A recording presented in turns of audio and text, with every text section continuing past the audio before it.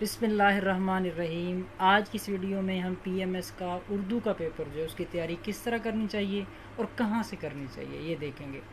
देखें, इसके लिए मार्केट में बहुत सी किताबें अवेलेबल हैं, जिनमें कलीद उर्दू हो गया, जनरल उर्दू हो गया, नए अदबी उफ़ हो गया। मर्ज़ी आपकी ले लें, वगरना ये पेपर जो है आपने साबिक़ा क्लासेस में जितनी उर्दू पढ़ी हुई है उसका टेस्ट है। तलख़ीस जो आपने इंटरमीडिएट में पढ़ी होती है, गलत फ़िक्रात की दुरुस्ती जो आपने छोटी क्लासेस में पढ़ी हुई है या मैट्रिक इंटर में पढ़ा हुआ है। अच्छा, इसी तरह मुहावरात का जुमलों में इस्तेमाल है, एक अंग्रेज़ी इबारत का उर्दू में तर्जमा, ये सारी चीज़ें आपने पढ़ी हुई हैं। चाहे तो ले लें बुक, वगरना ना लें। आप मैट्रिक इंटर, बीए, एमए या नेट से आप कर सकते हैं ये चीज़ें।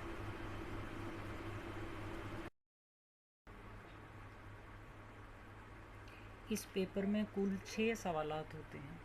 सवाल नंबर 1 मज़मून लिखना होता है 30 नंबर का। सवाल नंबर 2 दिए गए पैराग्राफ की तलख़ीस करनी होती है, ये 15 नंबर का होता है। सवाल नंबर 3 गलत जुमले दिए गए होते हैं, उनको दुरुस्त करना होता है, ये सवाल 10 नंबर का होता है। सवाल नंबर 4 मुहावरात का जुमलों में इस्तेमाल होता है, ये 15 नंबर का है। सवाल नंबर 5 अशार की तशरीह करनी होती है, ये सवाल 15 नंबर का होता है। सवाल नंबर 6 अंग्रेज़ी की एक इबारत दी गई होती है, उसका उर्दू में तर्जमा करना होता है, ये सवाल 15 नंबर का है।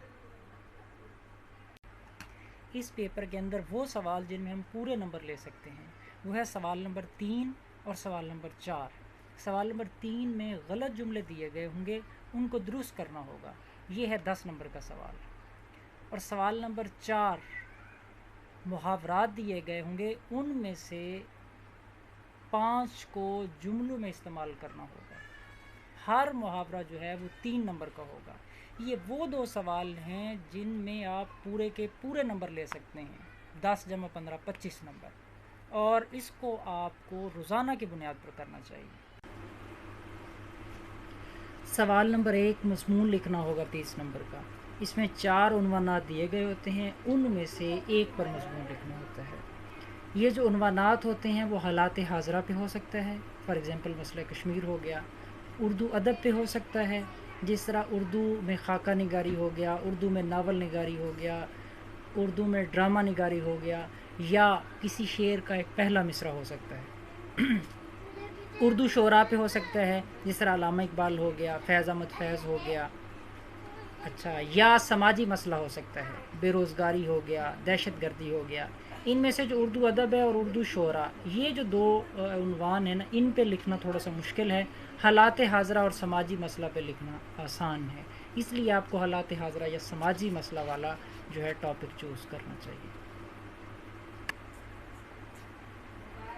देखें, अगर किसी भी सोशल इशू, समाजी मसला पर अगर मज़मून आ जाता है तो फिर खाके मज़मून हम इस तरह लिखेंगे कि पहली हेडिंग हमारी तारुफ़ की आ जाएगी, दूसरी वजूहात की, या हम असबाब लिख सकते हैं या मुहर्रिकात, इसमें से एक लफ्ज़ लिखेंगे। उसकी सब हेडिंग्स आ जाएंगी। फिर नंबर 3 पे असरात आ जाएंगे, या उसने अगर नुकसानात पूछे हैं तो वो आ जाएंगे, फिर उसकी सब हेडिंग्स आ जाएंगी। नंबर 4 पे आ जाएंगे अक़दामात, सदबाब, इस्लाहात, तजावीज़, इनमें से एक वर्ड आएगा, उसकी सब हेडिंग्स आ जाएंगी। और आखिर पे आ जाएगा हासिल बहस, हासिल कलाम या नतीजा बहस, इसमें से एक वर्ड लिखेंगे जिसे हम कंक्लूजन कहते हैं। ये सारे पैराग्राफ्स बन जाएंगे। फिर अब ये एक समाजी मसला, बढ़ती हुई आबादी एक रोग, इसका खाका मज़मून सैम्पल के तौर पे दिया गया है, आप इसे देख लें। कि सबसे पहले हम तारुफ़ लिखते हैं, नंबर 2 पे उसकी वजूहात आ जाती हैं, फिर वो उसकी सब हेडिंग्स आ जाएंगी। नंबर 3 पे बढ़ती हुई आबादी के असरात आ जाएंगे, उसकी सब हेडिंग्स आ जाएंगी। नंबर 4 पे उसके लिए जो अक़दामात हमने करने हैं या तजावीज़ उसकी रोकथाम के लिए, और 5वें पे नतीजा बहस आ जाएगा। सवाल नंबर 2 एक पैराग्राफ दिया गया होता है, आपने उसकी तलख़ीस करनी होती है। ये आपने इंटरमीडिएट में ये क्वेश्चन किया होगा। तलख़ीस कहते हैं 1/3, 1 एक तिहाई, ایک پیراگراف میں اگر 100 ورڈز ہیں تو آپ نے اس کی تلخیص اس طرح کرنی ہے کہ اسے پریسائز کرنا ہے.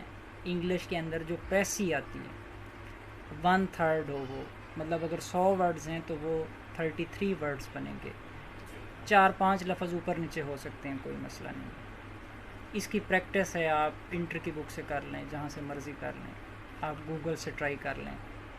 1-2 پیراگراف کی آپ کر لیں تو وہ آپ کی پریکٹس ہو جائے گی اور آپ لکھنے کے قابل ہو جائیں گے. سوال نمبر 3 میں 10 جملے دیے گئے ہوتے ہیں، جو غلط ہوتے ہیں ان کو آپ نے درست کرنا ہوتا ہے. یہ بھی آپ کسی بھی بک سے کر سکتے ہیں، کوئی خاص اس کے لیے بک لینے کی ضرورت نہیں ہے آپ، اور اس میں آپ پورے کے پورے نمبر لے سکتے ہیں. سوال نمبر 4 ہے محاورات کو جملوں میں استعمال. 8 محاورے دیے گئے ہوتے ہیں، ان میں سے 5 کو جملوں میں استعمال کرنا ہوتا ہے. یہ بھی آپ کسی بھی بک سے کر سکتے ہیں. ایف اے کی بک اٹھا لیں، میٹرک کی اٹھا لیں، بی اے کی، ایم اے کی، کوئی بھی کلید اردو، جنرل اردو، جہاں سے مرضی کر لیں، اور ڈیلی کریں بے شک. اس میں آپ پورے نمبر لے سکتے ہیں.